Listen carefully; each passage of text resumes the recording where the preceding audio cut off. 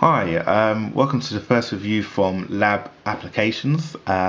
Today we're looking at the iPhone 5, just launched yesterday, 21st of September, and unveiled by Apple just a week and a bit ago at their press conference.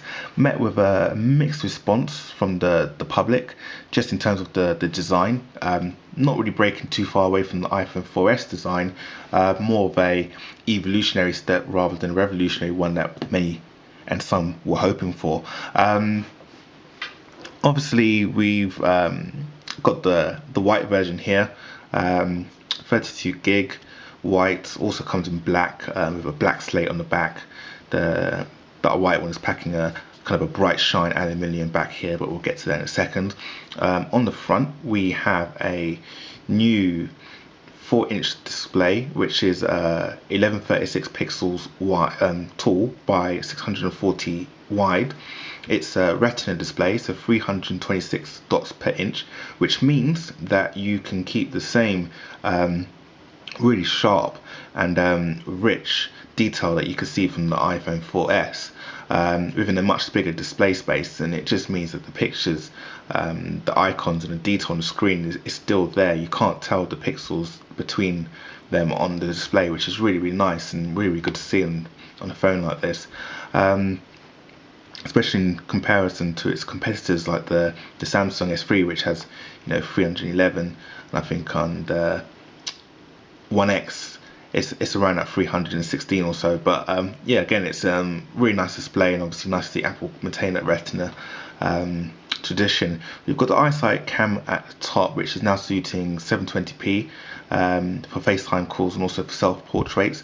We've also got the speaker grill here and the ambient sensor, which kind of detects low light. Regular fare and the home button, about the same size as the 4S, no different really. On the side, we have the standard affair, which is the volume buttons and the silent switch.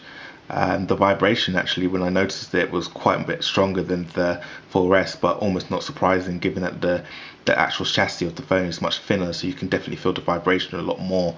On the top, we have the power button, missing the 3.5 at the top, but we'll get to that in a second. And on the side, we've got a nano tray here as well. So gone are the micro SIMs that used to fit into the 4S. It's smaller than this, believe it or not, and it's a nano SIM, and you will need one to update and use your phone. On the back, we have a lightning port, which Apple has used to keep the size of the phone down in comparison to the 30-pin jack that we had from before. The lightning jack looks like this. It's double-sided, so it doesn't matter which side you plug your phone in, it pretty much works either way, and that's convenient. Obviously, if you're not really looking at your phone and just plugging it in, it just works straight away, and it's a lot easier than having this connector that you really have to shove in from the other one. We've also got the external speaker here and microphone at the back or the bottom of the phone. On the back, it's pure cast aluminium. I think it's like a 6000 series that Apple mentioned. What does that mean? Well, it basically means that it's the same kind of metal that you would find on a MacBook Pro or an iMac, or MacBook Air for that instance. And it's very nice. I mean, it doesn't really scratch too easily from what I've seen on the MacBook Pros. I mean, I've had mine for about 2 years now and hasn't got a scratch in it. Don't really expect this to do the same unless you really give it a whack. iSight camera, 8 megapixel iSight camera with a smaller sensor than the one that you would find on the 4S, but obviously it seems to capture a wider view of image, or a wider view from what you would see on the camera from the 4S, and also gets a better low light capabilities as well comparison to the 4S2. Also got a LED flash and another, or what seems to be like a microphone sensor here as well, which kind of helps to get rid of the noise that comes through from the surrounding environment that you happen to be in when you're making a phone call. So again, I mean, the phone is a bit taller than the iPhone 4S, but it's definitely comfortable in the hand, and although it looks like it's a stretched version of the iPhone 4S. Once you do start using it, it does actually feel like this is kind of the natural size that screen should be on the iPhone. It's definitely a step above what the iPhone 4 was in terms of screen quality. The pictures and the images and everything else on the screen just pops. The saturation has been improved, so the color that you get is much more alive, and it just pops out the screen a lot more. And because the screen, again updated from the 4S, incorporates the touch, the digital sensor into the screen itself, it just means that the picture from the screen is actually sitting much higher up, closer to your fingers than it was on the 4S. So the pictures really do seem like they're popping out of the screen to a certain degree, and it does make for a much better experience when you're watching movies, when you're looking at pictures, when you're just going through the phone, just scrolling through the interface. It just looks a lot nicer, and brings truer to life pictures and colors than you would find on an other phone. iPhone 5 is also packing an A6 processor, which means that applications do seem to start a lot quicker than they do on the 4S in terms of games, and also it does load up web pages a lot quicker on the iPhone 5 as well. I mean, just to give you a comparison real quick of what you're looking at between an iPhone 5 and an iPhone 4S. This is the difference. I'll just literally slide that across there. I mean, that is the difference that you're seeing. You're getting a little bit more at the top and a little bit more at the bottom, but it's more noticeable when you're actually using it in your hand, and it's something that you do notice when you're actually using certain applications which have been updated for the phone. So, I mean, just to give you an example of the processor and the screen at once, let's just go into, I think I opened these before, so let's just see if I can close them real quick. I think, yeah, they've been closed here. No, they've been opened. Close that real quick. Right, so let's just give you a little side-by-side comparison. We're going to load up a game called Asphalt 7, new game from Gameloft, and I'm just going to launch these both at the same time. Hopefully they don't start from where they were last time, but you should see an example of how the process is faster on the 5 than it is on the 4S. So 1, 2, 3, and you can see like almost straight away the 5 is ready to go. I mean, I can just click on that real quick whilst I'm still waiting for the 4S. Clicked on that, waiting again. The 5 is ready to go, and it's that kind of difference that you're going to see when you're using an iPhone 5 in comparison to a 4S. There, it just loads up much faster and is ready to go.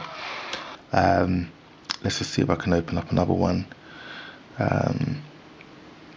Actually, let's just go let's just go into Facebook, because Facebook, although it's not a processor-rich application, it does definitely show the kind of difference that you get in the screen real estate that you're looking for in this particular phone.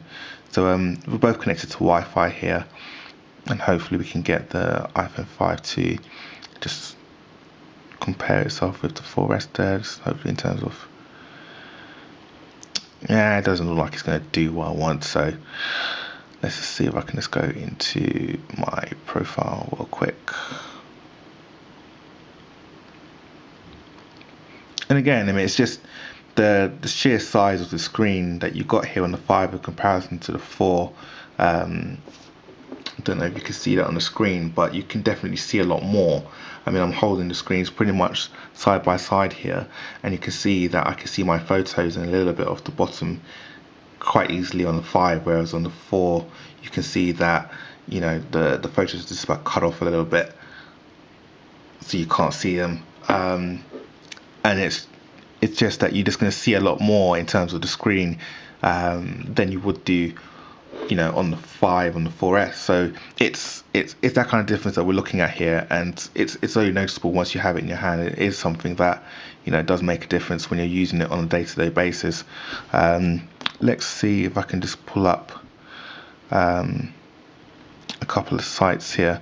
I mean, I think I've been on these before, so it shouldn't make too much of a difference, but we'll go back into Google, and I'll just literally show you a comparison between how quick it is, and this is the process again working, how quick it is to pull through these 2 pages. I mean, the browser on the iPhone 5 is quick. It was fast on the 4S, It wasn't slow at all. They just improved it. It's a lot faster, and I think it's actually faster than S3. But we need to do a comparison on that. You'll see it in the next video. But we'll just click on these two links and see. 1, 2, 3. So again, I mean, it's just popped up on the iPhone 5. It's a little bit faster. You can see a little bit more content here. I mean, you can see, like, obviously this is the footer, see the whole contents of the page, whereas in here you have to scroll a little bit to see what's down there. Again, the colors, I can see more blues, more yellows, more reds here, whereas on these pages, on the 4S, it's a little bit more dried out in terms of the colors. Let's click on this link and see if I can get the next page to load up. Boom. So we're here on the 4S is still loading up.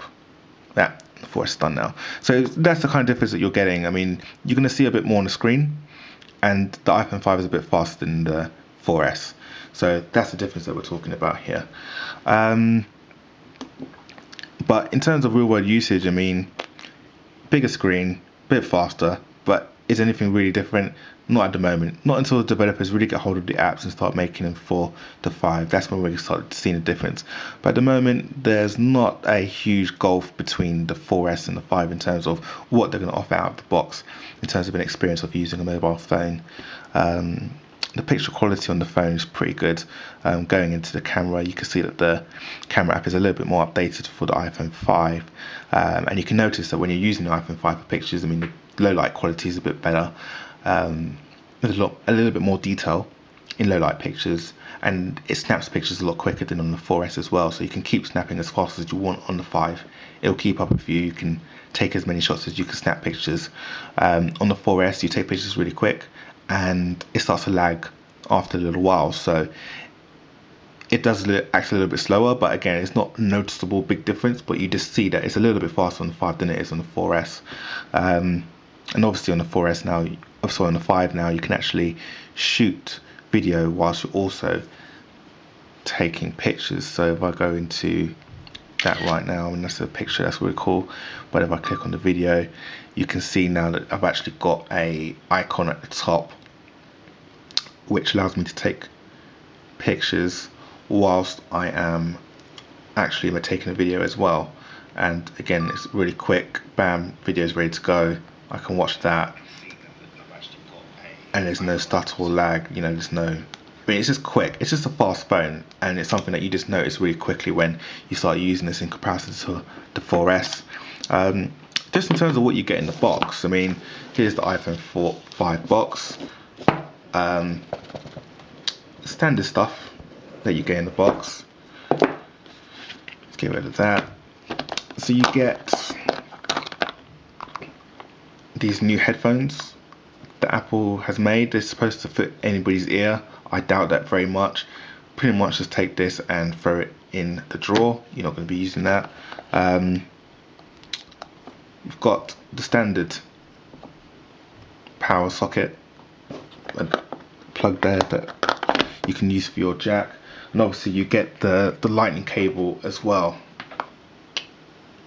which comes in the box. So pretty much standard amount that you get from Apple. Nothing much, but enough to obviously get you to use the phone and start going about your business.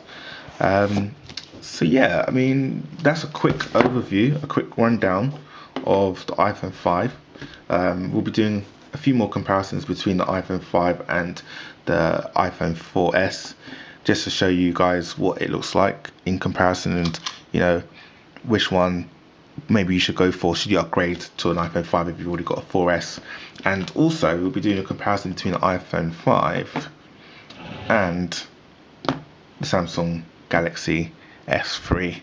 I've been using the S3 for the best part of a month now, and I think that the iPhone 5 definitely ups the bar to a certain degree, but obviously there's definitely a big gap between the S3 now, Android in particular, and iOS 6, and we'll be getting into that in another review.